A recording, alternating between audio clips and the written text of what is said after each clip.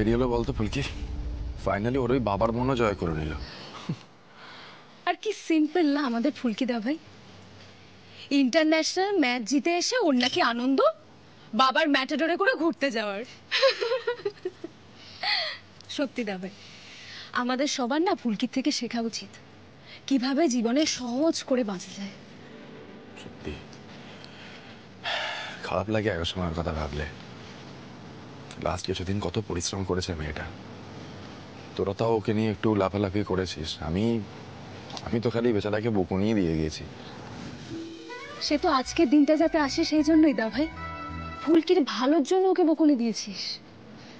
আর কি জানিস তো দা ভাই, তোর বকুনি ছাড়া না ওর দিনই কমপ্লিট হয়নি।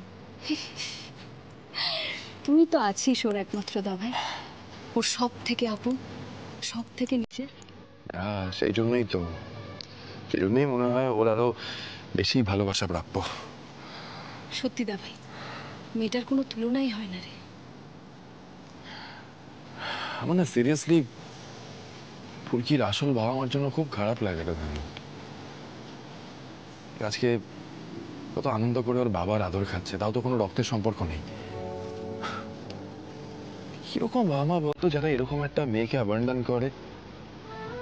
এরকম একটা মেয়ে পেলে তো যে কোনো বাবা মার জীবন ধন্য হয়ে যাওয়া উচিত। such a golden girl Phulki is। এরকম একটা মেয়েকে কোনোদিনও কোনো অবস্থাতেই কাজ ছাড়া করা উচিত না। তুই করবি না দা ভাই কাজ ছাড়া? নেভার, প্রশ্নই ওঠে না এখন। আরে ভাই, all I'm trying to say is আচ্ছা আচ্ছা আচ্ছা, ঠিক আছে ঠিক আছে ঠিক আছে ঠিক আছে দা ভাই, আমি তো তোর বোন, আমি বুঝতে পারি তুই প্রেমে হাবুডুবু খাচ্ছিস দা ভাই। লিমিট রাখো, ঠিক আছে? কথাবার্তা লিমিট রাখো, কানটা টেনে তোমার ছেড়ে দেবো আমি, বুঝেছো? অ্যাডভোকেট ধানসিঁড়ি রায়চৌধুরী, কোর্টের কোনো জাজ ভার্ডিক্ট দিয়ে তোমাকে বাঁচাতে পারবে না। ইন্টারভিউতে খুব পাকা পাকা কথা হচ্ছে না তোমার?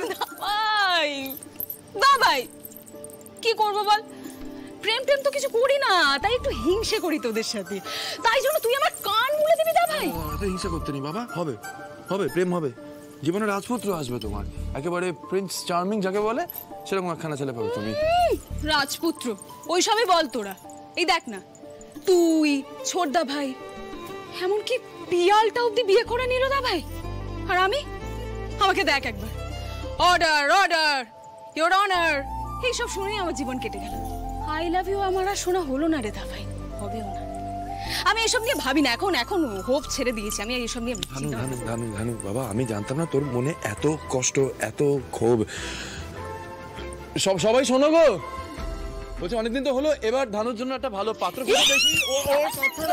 ও পাত্রটা সামলাতে পারছে না, ঠিক আছে? ও পারছে না, ও ফ্রাস্ট্রেটেড হয়ে যাচ্ছে, লিটারালি ফ্রাস্ট্রেটেড হয়ে যাচ্ছে মেয়েটা।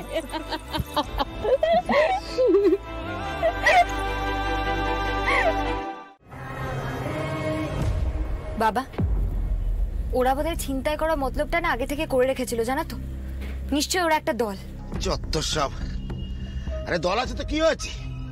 তুই এমন শিক্ষা দিয়েছিস, দল সব ভেঙে গেছে। হ্যাঁ, যদি আবার ফিরেও আসে না, তোর বাপ নিজেকে রক্ষা করতে জানে।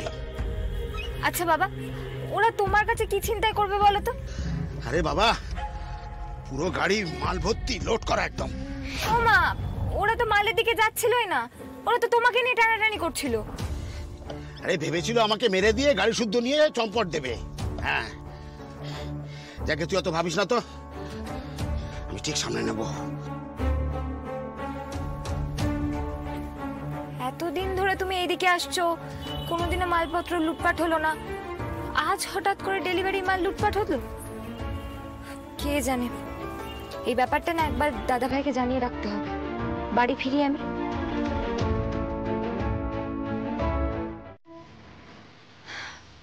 তখন বাবা এতটা দুর্ছাই করতো না আমায়, কিন্তু যখন দিদি হারিয়ে গেল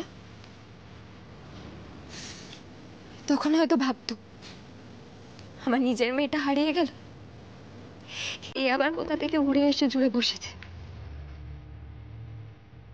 তাই হয়তো অতটা খারাপ ব্যবহার করতো আমার সাথে। এখন তো ভালোবাসে খুব। সব থেকে বড় কথা হচ্ছে জেঠিমুনিও এখন ফুলকি ফুলকি বলতে একেবারে অজ্ঞান। চতুর্দিকে এত ফ্যান ফলোইং নিয়ে ফুলকি দাস যে কি করবে কে জানে, সেলিব্রিটি হয়ে গেছে একেবারে। কিন্তু স্যার, ফুলকি দাস তো নিজের মাকেই চেনে না। এই ফুলকি, কি হয়েছে বলো তো? এরকম চোখের জল ফেলা তো ফুলকি দাসের স্টাইল নয়। কি হয়েছে? কষ্ট হয় আমার,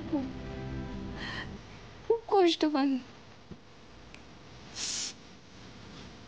আসলে আমি তো জানি না আমি কে। মাঝে মাঝে মনে হয় কোন দোষে আমার নিজের মামায় ত্যাগ করলো। কিন্তু কাকেই ভাই প্রশ্নটা করবো বলো? মাঝে মাঝে আমার খুব জানতে ইচ্ছে করে কে আমার মা, কোথায় আছে সে, কি অবস্থায় আছে। কিন্তু কি করে বা জানবো বলুন স্যার? আপনি জানেন তো এই কষ্টটা না আমাকে সারা জীবন বোধহয় তাড়া করবে। আমার মাটা যে কোথায় আছে কে জানে, আমার কথা মনে পড়ে কিনা জানি না। ফুলকির জন্য তো ঘুম পাড়ানি, গান গায়নি কখনো। নিজে শান্তিতে ঘুমোতে পারে তো? ঠিক আছে ঠিক আছে।